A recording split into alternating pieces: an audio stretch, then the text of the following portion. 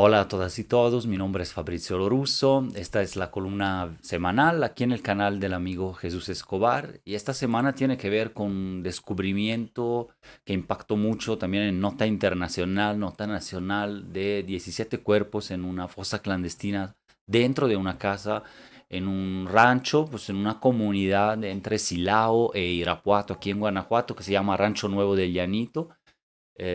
Y conectamos esta situación con el contexto de violencia y de fosas de Guanajuato, que es parte también de temas que trabajamos desde la investigación en la Universidad Iberoamericana León, pero también desde la Plataforma por la Paz y la Justicia en Guanajuato con el acompañamiento a los colectivos y gracias a la información también y a los trabajos conjuntos con brigadas de búsquedas colectivos que nos han ido enseñando pues de esta realidad y que podemos ahora desde la academia también tratar de mapear y explicar aquí gracias a este espacio, ¿no? Y este caso también se conecta de alguna manera con el contexto, pero también con el caso de Salvatierra, ¿no? Que justo esta semana también fue nota junto con el hallazgo de Irapuato por una cuestión ligada al Poder Judicial, pues ya que están en libertad presuntos perpetradores, algunos incluso ya condenados, de pues, homicidios, desapariciones, en especial el caso de la familia Barajas Piña, la maestra Lupita, desaparecida en 2020, hija de Javier y Tránsito, profesores de toda la vida de la comunidad de Salvatierra, maestros, y bueno, y el homicidio del hermano de Lupita también,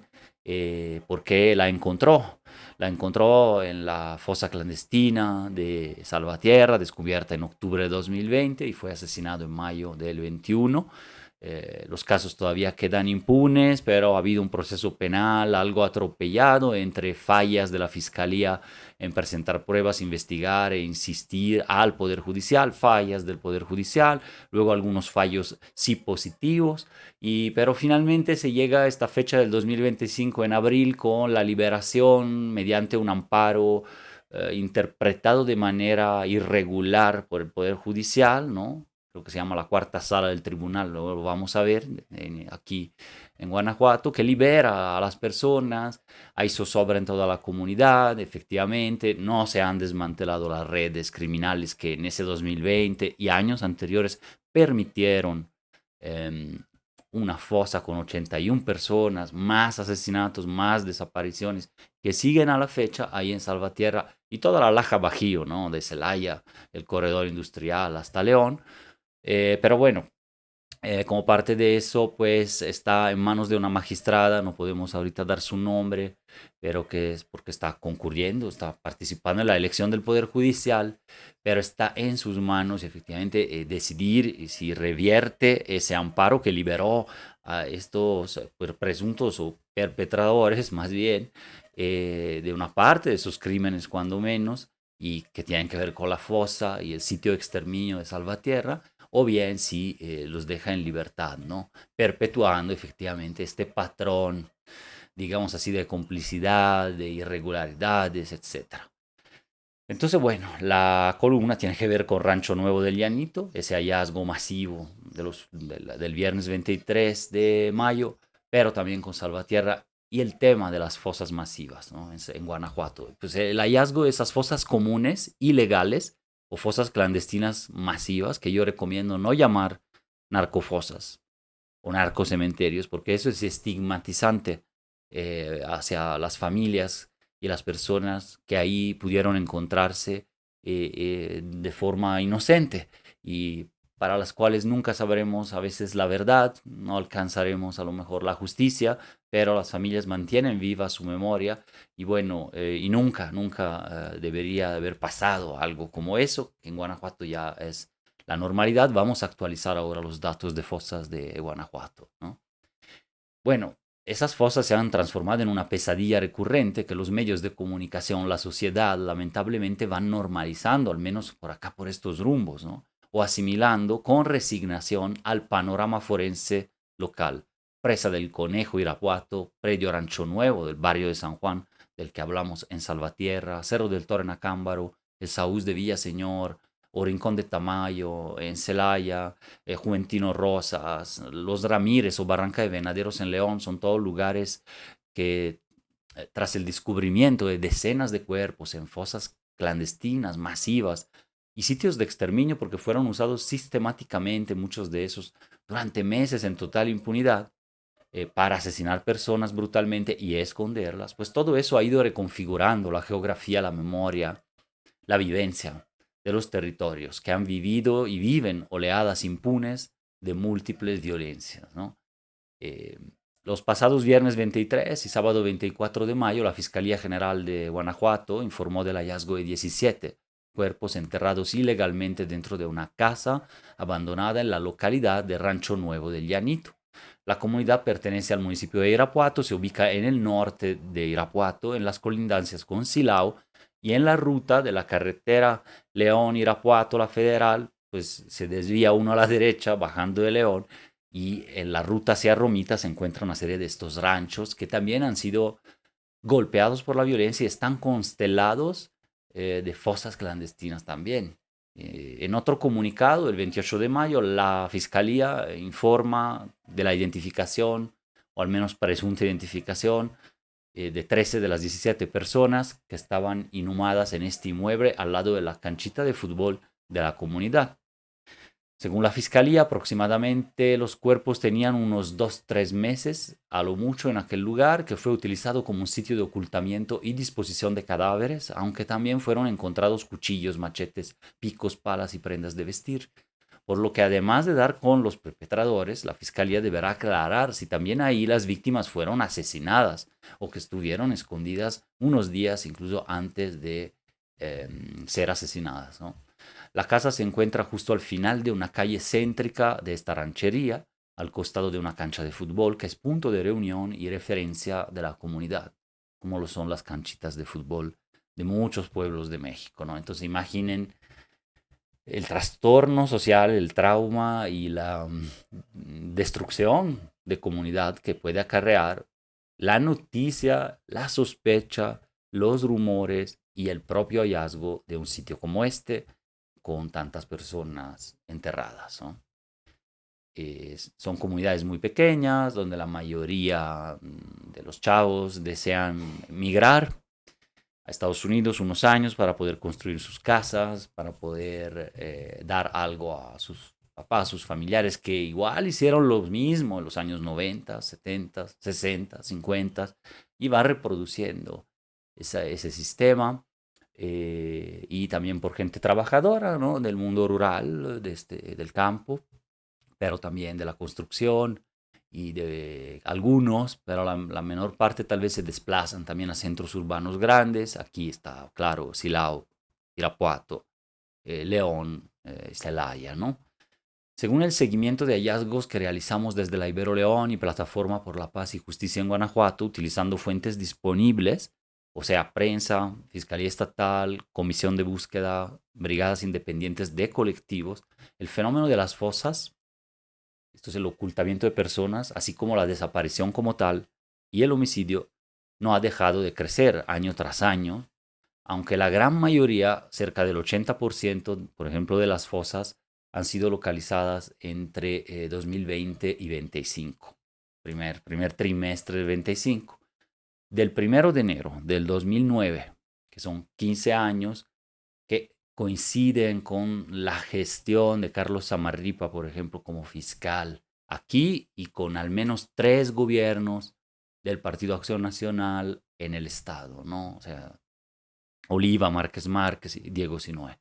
Pero bueno, de 2009 al junio del 24 tenemos registro de 349 contextos de hallazgo, que es donde se encuentran justamente fosas, pozos, otros tipos de ocultamientos, inhumaciones ilegales de cuerpos. Entonces son 350 con un total de 660 fosas por lo menos en estos 350 lugares en todo el estado, más de 30 municipios de 46, de 2009 a mediados del 24, ¿no? Con un estimado de 1.245 cuerpos en Guanajuato. Según análisis preliminares que estamos conduciendo de datos de Fiscalía y Comisión Estatal de Búsqueda obtenidos vía transparencia, Durante la segunda mitad, ahora sí la otra parte que falta, julio-diciembre del 24, se sumaron a estas cifras unas 30 fosas más, con 53 cuerpos. Tan solo entre enero y marzo de este año, 25 ya, la Comisión Estatal de Búsqueda ha reportado el encuentro de otras 33 fosas en 26 distintos lugares o sitios de hallazgo, es decir, 26 lugares con hallazgos, digamos así, positivos de cuerpos, con unas 33 fosas, con un estimado de cuerpos o restos individuales de 54 personas. En una estimación del total se registran en Guanajuato, entonces, de 2009 a marzo del 25, 723 fosas clandestinas con unos 1.352 cuerpos recuperados de estos sitios. Es una situación que no puede ser normalizada o reducirse a la mera estadística, sino que debe de considerarse en su gravedad y dimensión social, con un impacto expansivo de la violencia que sacude, atemoriza, paraliza y modifica de raíz la vida de las comunidades afectadas y de toda la población. Rancho Nuevo del Llanito fue una comunidad, y por testimonio directo de la gente de allá, relativamente cohesionada, parte de ese campo mexicano que antes nos daba alimento y ahora es escenario para la búsqueda de personas desaparecidas y la aparición de fosas comunes, que es lo que dice la frase que está aquí atrás, colgada a la pared, que es de Daniel Arrea en el libro de Recetario para la Memoria Guanajuato. El 18 de enero de este año, lo recordamos, también lo platicamos aquí en una columna, acompañamos al papá y a la mamá del joven José Salvador Cárdenas Fuentes, quien tenía 20 años y vivía con la familia en Rancho Nuevo del Llanito, justo este sitio donde ahora hubo este otro hallazgo masivo, porque no es el primero ni siquiera. Y lo acompañamos, la familia, en el acto de disculpa pública que tuvo que ofrecerle la Sedena por la desaparición forzada que militares cometieron el 17 de marzo del 2017 en contra de su hijo. Eh, en otra columna, sin embargo, en otros medios y aquí en el canal de Jesús también hemos platicado del caso y hay enlaces para que hablan de la historia de vida de José Salvador y su proyecto de vida truncado, ¿no? Él fue hallado sin vida una semana después de su desaparición, en marzo del 17, ya pasaron 8 años y como parte de una reparación integral por violación a derechos humanos, aún no teniendo los responsables directos, se sabe que fue la institución. Entonces hubo un juicio de amparo que en 8 años y con recursos y todo eso llegó y que inició la jueza Carla Macías del Distrito 9 de Irapuato. Bueno, mandos del ejército dieron un discurso público reconociendo su responsabilidad en los hechos en la Lóndiga de Granaditas de Guanajuato, ¿no? Ese 18 de enero de este año. Bueno, pero ese es parte de un contexto que había ya y que llevó después a ulteriores violencias, pero ya por parte de grupos criminales en la región. En 2016 y 2017 se intensificó la presencia castrense, por un lado, en la región, en el marco del combate a robo de combustible por un grupo criminal que había sido también dejado crecer y empoderarse por lo menos desde 2008-2009, cuando en esa época anterior los Zetas encontraron santuarios en Guanajuato durante sus peleas con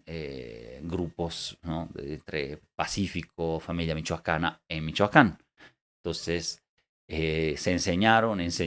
y trabajaron también el robo de combustible en que grupos locales luego fueron, como decir, aprendiendo el negocio, pero también el negocio de las armas, de la extorsión, de las desapariciones, etcétera, que es el cártel Santa Rosa de Lima, que estaba potenciándose, ¿no? En ese momento, 2008, 9, 10, bajo los ojos de las autoridades y gracias al huachicol, a la permisividad también de las autoridades. Asimismo, mientras crecía la participación militar en tareas de seguridad pública en la entidad, y particularmente en el corredor industrial, en marzo del 19, después de más o menos un mes de cierre a los ductos de Pemex, que resultó efectivo, ¿no? En la primera estrategia inicial de lucha al huachicol, fue efectivamente, resultó en una baja de robo, al menos en un periodo de tiempo significativo. Pero también fue lanzado un operativo conjunto de la Marina con fuerzas estatales que se llamó Golpe de Timón, el cual culminó con la detención, además de muchos personajes y descomisos y todo eso, pero con el líder del cártel de Santa Rosa de Lima, el 2 de agosto de 2020, cuando elementos del ejército mexicano y Fiscalía General del Estado de Guanajuato lograron capturar a Antonio Yepes Ortiz, alias El Marro. Esto no bajó los índices de violencia, los homicidios ni las desapariciones. Al contrario, su escalada ha sido imparable, salvo breves periodos. Guanajuato se ha ubicado en primer lugar nacional por los asesinatos dolosos, ¿no? De 2018 prácticamente a la fecha. Aunque ahora hubo una baja en este trimestre, en estos primeros 6 meses, que coincide un poco con la baja también a nivel nacional, o incluso la supera, ¿no? Superior al 40%, pero hay que esperar datos que se consoliden y luego ya comparativos con otras entidades. Pero las desapariciones es lo que no ha bajado, porque crecieron 8 veces, pasando de 621 casos en abril de 18 a 4.855 en abril del 25. En este contexto, la comunidad de Rancho Nuevo del Llanito, que en su momento había sido considerada por los propios pobladores como unida, cohesionada, la misma que salió compacta en la búsqueda de José Salvador y en el cuestionamiento del regimiento militar que ahí operaba, directo con ellos, ¿no? En marzo del 17, y que fue apoyando esa comunidad a la familia en su reclamo a los militares para que lo restituyeran con vida, lo cual no aconteció. Pero este grupo, esta ranchería, ha experimentado un deterioro de su tejido social y seguridad, con presencia del crimen organizado y cada vez más de hallazgos tremendos como el del viernes 23 de mayo, ¿no?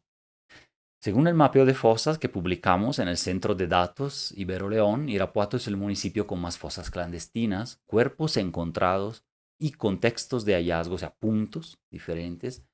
del estado de Guanajuato, pues fueron hallados 262 cadáveres en 102 fosas clandestinas ubicadas en 63 distintas localidades o lugares de su territorio entre 2009 y junio de 2024. Siguen en esta lista Salamanca, Juventino Rosas, Acámbaro, Celaya, Salvatierra y Villagrán,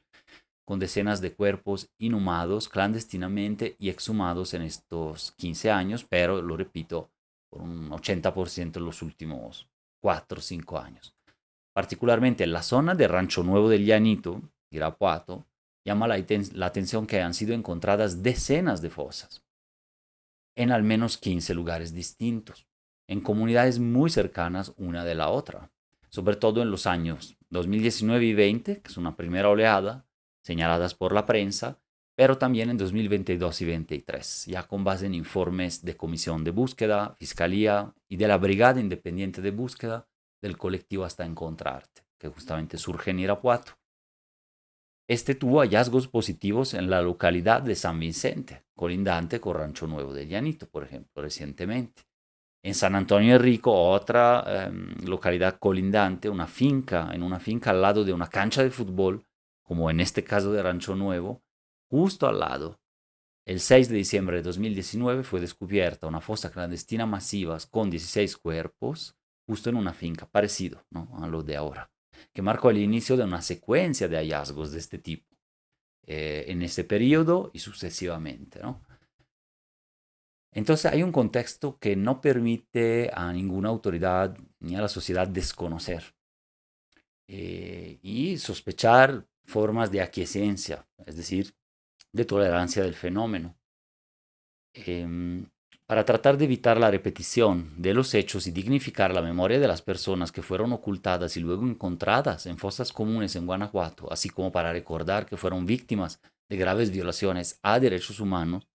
y violencias con raíces y explicaciones sociales, estructurales, de género, políticas, y no solo criminales o genéricas. O sea, para todo esto, en Salvatierra siguen caminando las reivindicaciones del colectivo Ángeles de Pie por Ti para la creación de un sitio de memoria en el lugar, donde fueron encontradas 81 personas sepultadas clandestinamente en 2020.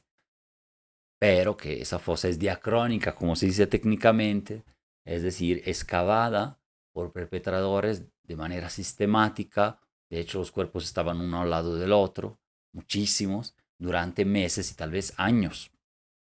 Entonces, bajo, digamos así, la sospecha de que no lo pudieron haber hecho sin cierta tolerancia o cooperación de la policía. Pues se oían gritos del otro lado del río. Hay por ejemplo, un velador del Parque El Sabinal, el ecoparque, que incluso relata haber escuchado en diferentes ocasiones y tenía que, por miedo, encerrarse en su casa. Eh, Estos lugares también en otros lados de Guanajuato están cerca de, por ejemplo, una famosa fábrica o empacadora de pollos, donde hay mucho ruido, cerca de Rastro Municipal, en donde también hay mucho ruido, y son dos lugares que también desprenden olores que cubren probablemente los olores de muerte, los olores de las personas enterradas y en una fosa tan grande y con tantos cuerpos, ¿no? También esa fosa se abrió porque hubo 7 carpetas, no una sola, que es la que vamos a comentar, este caso de liberación abusiva del Poder Judicial y para algunos perpetradores,